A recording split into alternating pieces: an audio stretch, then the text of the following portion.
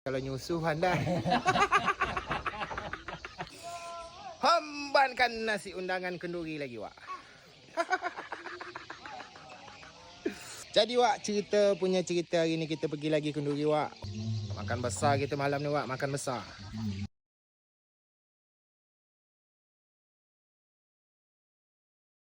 Duduk luar kita, Wak, malam ni, Wak. Dia cepat sikit dapat hidangan kalau duduk luar ni, Wak.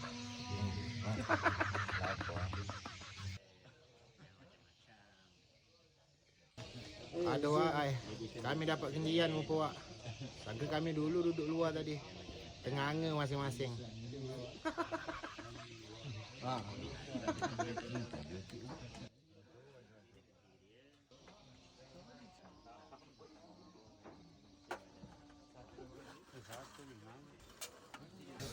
Kandal, Wak, lauk sembilang pula lagi.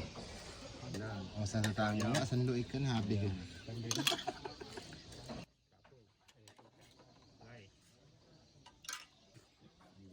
Akan nekat tadi. Atas menyala.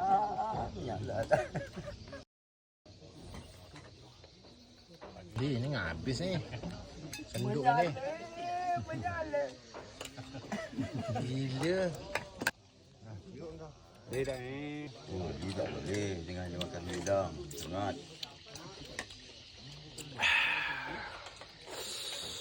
Gila, Wak. Menyala, Wak.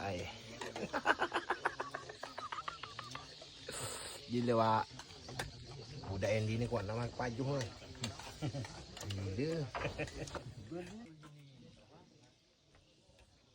Mak, Wak, orang lah balik semua, Wak. Kami belum balik lagi.